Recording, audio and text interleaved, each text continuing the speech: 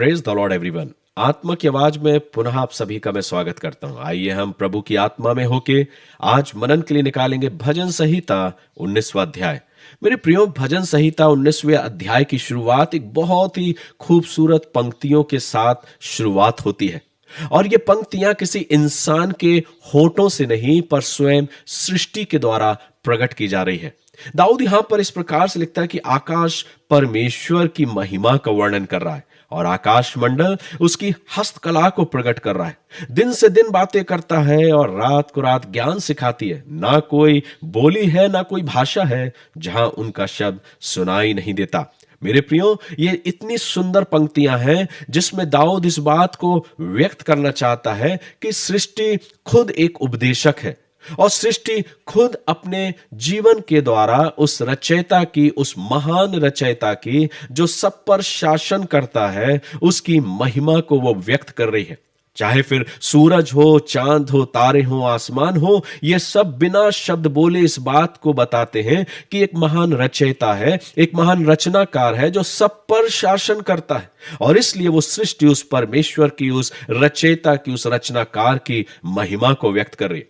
आज संसार में जब लोग विज्ञान में ईश्वर को खोजने का प्रयास कर रहे, ये वचन स्मरण दिलाता है कि हर एक नियम के पीछे एक विधाता है, एक रचनाकार है, एक रचयिता है और हर रचना के पीछे एक रचयिता है जो स्वयं परमेश्वर है। जब इस वचन को हम पढ़ते हैं और जब पांचवें पद को जब हम पढ़ते हैं तो प्रभु का वचन कहता है, जो दूल्हे के समान अपने महल से निकलता है वह शूरवीर के समान अपनी दौड़ दौड़ने में हर्षित होता है।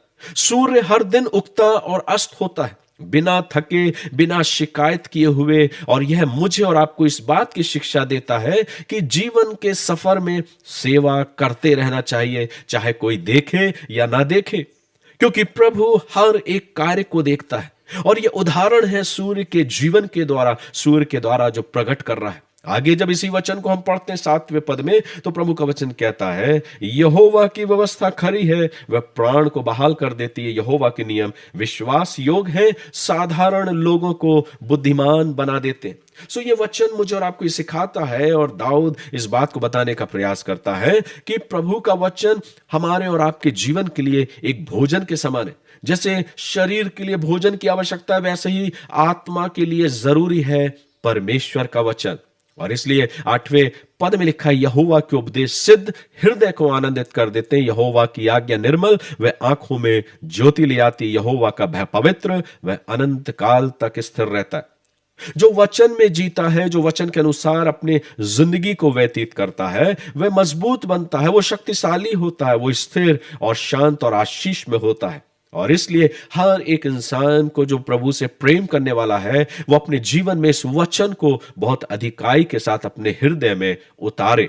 और इसलिए 10वें पद में वचन कहता है, वे तो सोने से और बहुत कुंदन से भी बढ़कर मनोहर है, वे मधु से और टपकने वाले छत्ते से भी बढ़कर मधुर है। ये वचन ये केवल सिर्फ सिखाता ही नहीं, पर मुझे और आपको, मेरे और आपकी जिंदगी को मिठास में और मेरे और आपकी जिंदगी को रोशन, मेरे और आपकी जिंदगी को उज्जवल और आशीष में भी बनाता है। और इसलिए तो वचन कहता है, ये वचन मुझे सिखाता है कि वचन जो है वो मधु से और टपकने वाले छत्ते से भी कहीं अधिक मधुर है।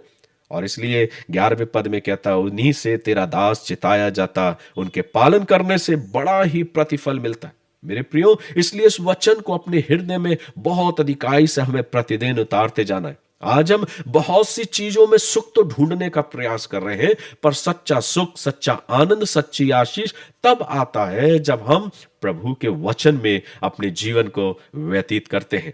अंत में वचन कहता है, मेरे मुंह के वचन और मेरे हृदय का ध्यान तेरे सम्मुख ग्रहण योग हो, हे यहोवा परमेश्वर, मेरी चट्टान और मेरे उद्धार करने वाले।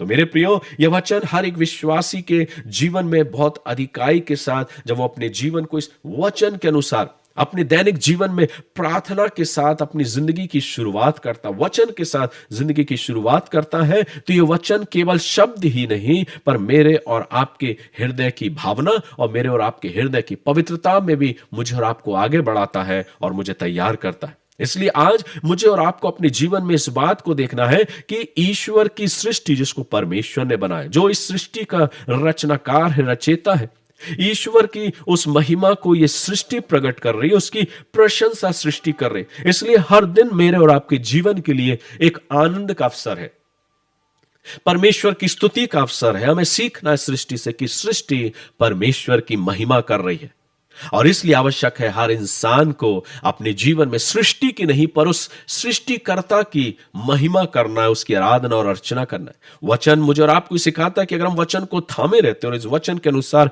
अपने जीवन को जीते हैं तो ये वचन मुझे और आपको परमेश्वर की आत्मा से परिपूर्ण करता है। ये वचन मधु से भी कहीं अधिक मिठास वाला जीवन मेरा और आपका बना देता है और एक आशीष में जीवन मेरा और आपका होता है। इसलिए अपने जीवन में इस वचन के अनुसार इन वचन की बातों को जब हम उतारते हैं तो हमारा जीवन अंतःकरण से शुद्धता की ओर बढ़ता जाता है और हमारा जीवन प्रसन्न चित्त और आनंद में होता है। इसलिए अपने जीवन में इस बात को स्मरण रखें कि हमारे जीवन से क्या प्रभु को महिमा मिल रही है और क्या हम और आप अपने जीवन को इस वचन के अनुसार अपनी जिंदगी को व्यतीत करें। इसलिए आइए अपने जीवन में इस वचन को गहराई से और उतरने दें और इस वचन को अपनी जिंदगी में और अधिक उन गहराई के साथ उस वृक्ष के समान जिसकी जड़ें जमीन में गहराईता के साथ उतरती हैं, इस वचन को भी उस वृक्ष के समान अपनी जिंदगी में बनाएं ताकि हमारा जीवन आशीषित हो, हम फलवंत हो और हमारे जीवन के द्वारा, हमारे जीवन को देखने के द्वारा दूसरे भी आशीषित हो। मैं प्रार्थना करता हूं कि आज का वचन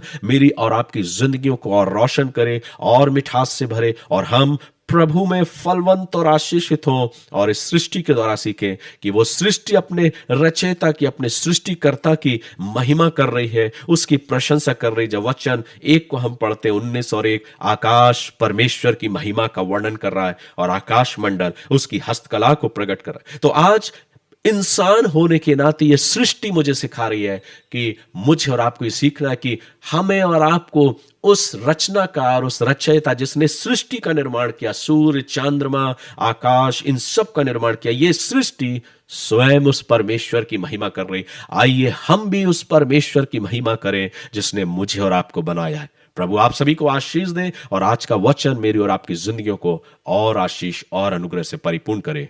गॉड ब्लेस यू।